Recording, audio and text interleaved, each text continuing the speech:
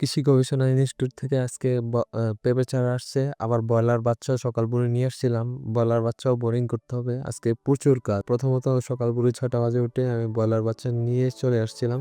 আসার পর ২ ঘন্টা আগে থেকে হুপারগুলা জ্বালিয়ে দিছি। জ্বালিয়ে দেওয়ার পর আমি লাইসোবিটের পানি ডাব্বার মধ্যে ভর্তি করে নিছি। আর পরে বাচ্চাগুলা উপরে দিয়ে দিতেছি। আর এখানে ৯০০ বাচ্চা নিছি। এটা আমি রমজানের ঈদের জন্য। আর বাচ্চার অনেক সংকট। বাচ্চা পাওয়া যাইতেছে না। আমি আরো ২ সপ্তাহ আগের থেকে বলতে এখন মাত্র ৯০০ বাচ্চা পাইছিলাম। আমি বলছি ১২০০ বাচ্চা দেওয়ার জন্য। আর এখানে মাত্র ৯০০ বাচ্চা। তাই আমি ২ টা হুপারে ৪৫০ করে দিতেছি। এটা বেশি হয়ে যাবে।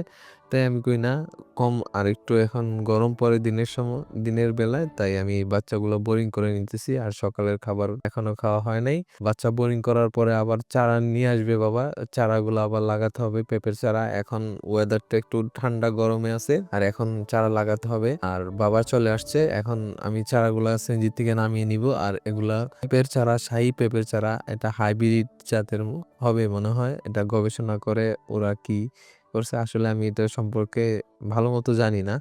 আর পেঁপের চারাগুলা নিয়ে আমি পাহাড়ে যাব, চারাগুলা লাগাবো। আর এখানে লাগানোর আগে আমি ২০ দিন আগে থেকে গাঁথা করে ১ ফুট স্কয়ার ফুট গাঁথা করে আমি এখানে সার, গোবর ৪-৫ জাতের সার দিয়ে গোবর দিয়ে একটু এটা ভার্মি কম্পোস্টের মতো হয়ে গেছে। পানি দিয়ে রাখছিলাম। আর চারাটা লাগিয়ে দিতেছি।